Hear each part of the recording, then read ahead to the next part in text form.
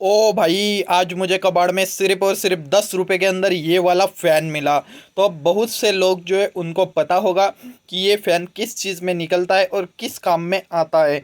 लेकिन जिनको नहीं पता उनको बताना मेरा फ़र्ज़ है यहाँ पे कि ये जो चीज़ है ये किस चीज़ में निकलती है और किस काम आती है। क्योंकि कि अगर वो भी कभी कबाड़ में जाते हैं ढूंढने के लिए इस टाइप की चीज़ें, तो ये इस टाइप की चीज़ें सीधा ही ऐसे वहाँ पे कबाड़ में नहीं पड़ी हुई होती। उनको जो है डिफरेंट डिफरेंट चीज़ों में से निकालना पड़ता है, तभी यहाँ पे हमारा फ़ायदा होता है। तो अब मैं आपको बता देता हूँ कि ये चीज़ मैंने किस चीज़ में से निकाली है। तो ये जो फ़ैन आप देख रहे हो, इसको मैंने जो हेयर ड्रायर रहता है उसमें से निकाला है। मतलब जो बाल सुखाने का मशीन रहता है जिसमें से गर्म हवा आती है। अब आपको तो समझ ही आ गया होगा कि हेयर ड्रायर में थे मतलब क्या क्या था, वो भी मैं आपको बता देता हूँ। ये जो मैंने फ़ैन लेकर आया, इस हेयर ड्रायर का पूरा मतलब आगे की साइड है वो वहाँ पे कबाड़ में पड़ी हुई थी। सिर्फ हेयर ड्रायर का जो पीछे का बिजली में लगाने का 220 वोल्ट का वायर रहता है वो गायब था। वो जो कबाड़ वाले भैया है उन्होंने पहले ही शायद कट करके रख लिया होगा, क्योंकि वो जो है कॉपर की रहती है तो उनको जो है जला के वो कॉपर निकाल दे, इसलिए उन्होंने वो जो वायर है वो पहले ही कट करके रखा था। लेकिन बाकी का जो हेयर ड्रायर है वो कंप्लीट का कंप्लीट वहाँ पे पड़ा हुआ था। लेकिन वो मैंने क्यों नहीं लाया। देखो, अब आप ये भी कह सकते हो या फिर ये भी हम सोच सकते हैं कि अगर मैं पूरा का पूरा हेयर ड्रायर लेकर आ जाता और वो जो हेयर ड्रायर है उसके अंदर वो जो पीछे की वायर है उसको लगा देता, या फिर कोई एक दो वायर टूटी हुई रहती तो उसको जोड़ देता, तो पूरा हेयर ड्रायर ओके हो जाता। तो आपकी बात सही है, लेकिन वहाँ पे उसमें एक दिक्कत थी। वो जो हेयर ड्रायर था ना, उसको जो नीचे की साइड से मतलब आगे की साइड में जो प्लास्टिक लगा हुआ रहता है, मतलब पूरा ही हेयर ड्रायर प्लास्टिक का था। एक मेटल वाला भी आता है जिसमें थोड़ा सा मेटल का पार्ट लगा हुआ रहता है, लेकिन ये पूरा प्लास्टिक वाला था। और जो प्लास्टिक है वो जल चुकी थी इसकी। क्यों जली थी ये मुझे नहीं पता। और उसके साथ साथ हेयर ड्रायर के अंदर दूसरी चीज़ें होती ही क्या है, ये एक इस टाइप का फ़ैन होता है या फिर एक जो है एक इस तरीके का पाइप टाइप का फ़ैन होता है। मतलब एक पाइप रहता है और उस पाइप के अंदर प्रोपेलर रहते हैं, इस टाइप का या फिर उस टाइप का। इस दो तरीके के फ़ैन जो है हेयर ड्रायर के अंदर बेसिकली देखने को मिलते हैं। तो अब आप बोलेंगे कि भाई उस हेयर ड्रायर में कॉइल भी होगा, तो तू अगर उस कॉइल को ले आता तो वो भी तेरे काफ़ी ज़्यादा काम आता।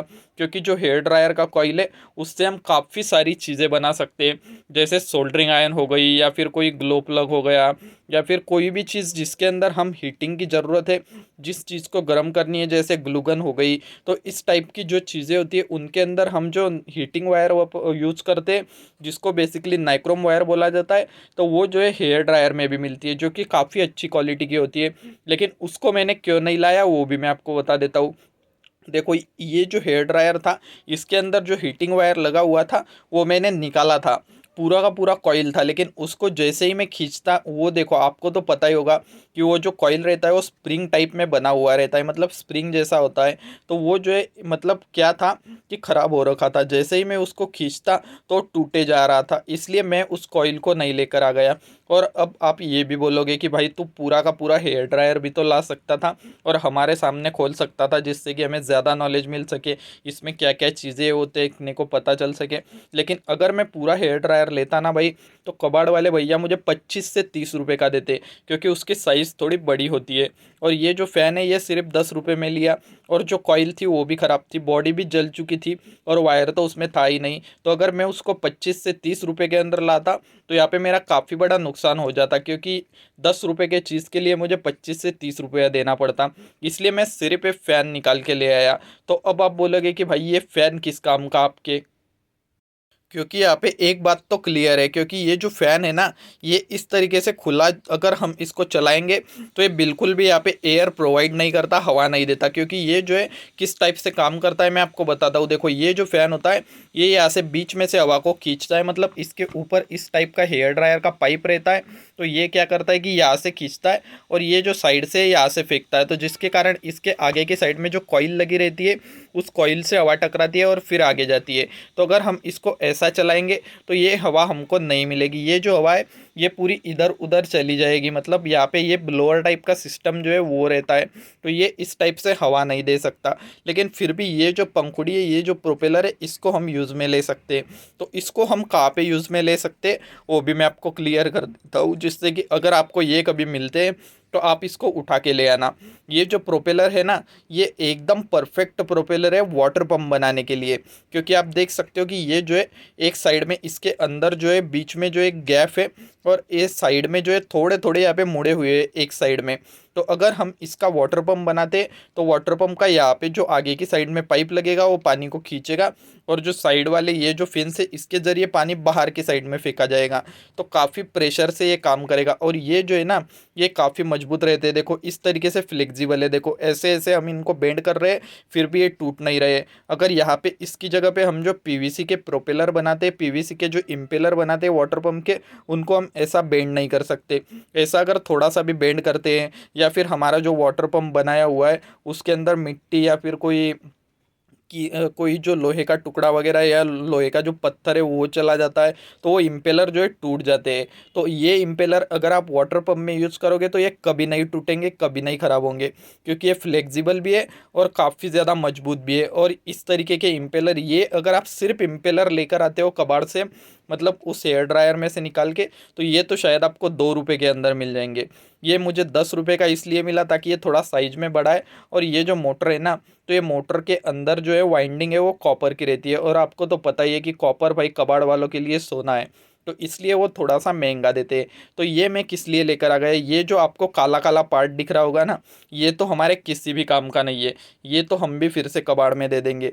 हमारे काम के सिर्फ ये जो प्रोपेलर है, ये जो इम्पेलर, मतलब ये प्रोपेलर है फ़िलहाल, लेकिन हम इनको वाटर पंप के लिए इम्पेलर की तरह यूज़ कर लेंगे। तो ये एक चीज़ हो गई। और दूसरी चीज़, ये जो मोटर है ना, ये मोटर भी हमारे काफ़ी ज़्यादा काम आ सकती है, क्योंकि मैंने यूट्यूब पे ही बहुत से वीडियो देखे हैं कि जिसके अंदर ये जो मोटर है, इस मोटर से फ़ैन भी बनाया जाता है, या फिर वाटर पंप भी बना सकते हैं, या फिर यहाँ तक कि हम इस मोटर का यूज़ करके जो है ड्रिल मशीन तक बना सकते हैं। क्योंकि ये जो मोटर होती है ये 12 वोल्ट के ऊपर चलती है और काफ़ी अच्छे से चलती है, इसमें अच्छा खासा टॉर्क भी होता है। तो देखो अब आप ये तो नहीं कह सकते कि इस मोटर से बना हुआ ड्रिल से हम बड़े बड़े दीवार के अंदर या फिर लोहे के अंदर छेद डाल देंगे, ऐसी तो नहीं होगी। ये जो मोटर है इससे बनाया हुआ, मतलब हम जो क्राफ्ट का काम करते हैं, जैसे कोई पीवीसी शीट हो गई, आइसक्रीम स्टिक हो गई, कार्डबोर्ड शीट हो गई, एमडीएफ बोर्ड हो गया, तो इस तरीके की जो मोटर है उसका यूज़ करके हम उन चीज़ों के अंदर ड्रिल कर सकते हैं। ये जो मोटर की शेफ्ट है, इस साइज का मोटर का ड्रिल चक भी मिल जाता है ऑनलाइन, आपको पता ही होगा। वो जो मतलब ब्रास का रहता है उसमें 5 मुँह रहते हैं, वो इस मोटर के ऊपर काफ़ी अच्छे से फिट हो जाता है। इसलिए मैं ड्रिल मशीन या फिर वाटर पंप बनाने के लिए ये मोटर वहाँ से ख़रीद के लेकर आ गया। लेकिन यहाँ पे दिक्कत वाली एक बात ये है कि मैंने काफ़ी ज़्यादा खींच के देखा, लेकिन ये जो प्रोपेलर है ये निकल नहीं रहे। मतलब मैंने ज़्यादा कोशिश नहीं की, काफ़ी खींच के देखा, मतलब कैसे, सिर्फ ऐसे हाथ से ही खींच के देखा, इसके अंदर यहाँ से कुछ डाल के खींच के नहीं देखा। तो अब आपके सामने भी एक बार मैं इनको खोलने की कोशिश करता हूँ, क्योंकि मैंने सोचा कि अगर भाई खोलते खोलते टूट गए तो फिर मैं वीडियो कैसे बना पाऊँगा और आप सभी भाइयों को दिखा कैसे पाऊँगा।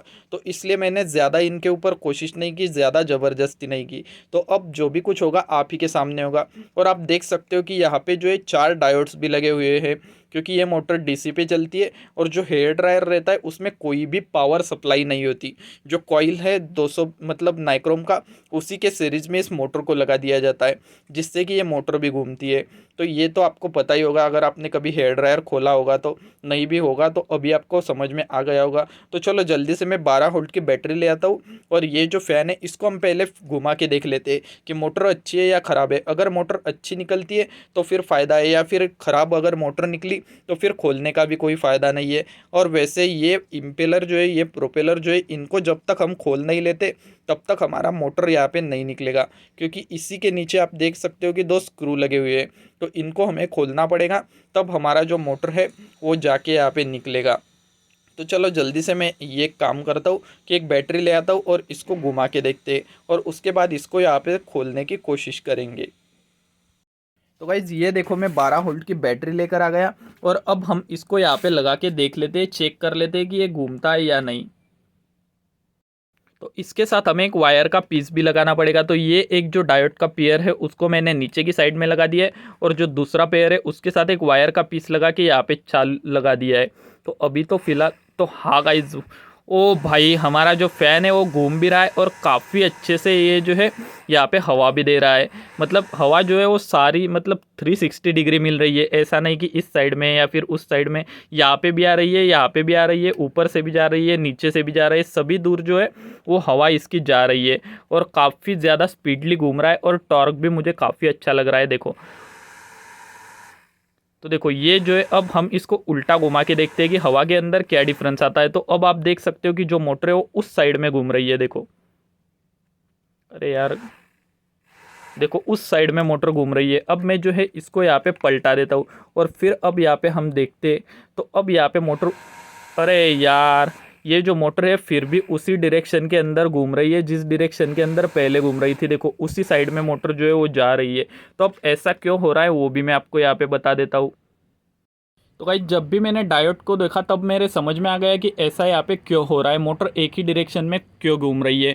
क्योंकि यहाँ पे जो है डायोड का ब्रिज बना के लगा दिया है और ब्रिज के जो यहाँ पे पॉजिटिव निगेटिव है उनको यहाँ पे लगा दिया है, जिसके ज़रिए कि यहाँ पे हम उल्टा करंट दे या फिर सीधा दे या फिर AC पावर दे, कोई भी पावर दे, ये जो मोटर है एक ही डायरेक्शन के अंदर घूमेगी। यहाँ पे एक बात तो क्लियर है कि हमारी जो मोटर है वो पूरी तरीके से ओके, मोटर के अंदर दिक्कत नहीं है। तो बस ये जो इम्पेलर है, ये जो प्रोपेलर है, ये निकल जाने चाहिए अब, तब यहाँ पे मेरा फ़ायदा होगा, वरना यहाँ पे ये जो है टूट गया तो कोई फ़ायदा नहीं होने वाला। तो चलो इसको मैं खींच के निकालने की कोशिश तो करता हूँ। तो मैंने पहले भी कोशिश की लेकिन ये निकले नहीं। देखो आप देख सकते हो अभी भी ये निकल नहीं रहे। तो मैं यहाँ पे क्या करता हूँ, एक बड़ा सा इस तरीके का स्क्रू ड्राइवर लेकर आ गया और अब इससे इसको हम इस तरीके से खोलने की कोशिश करते हैं।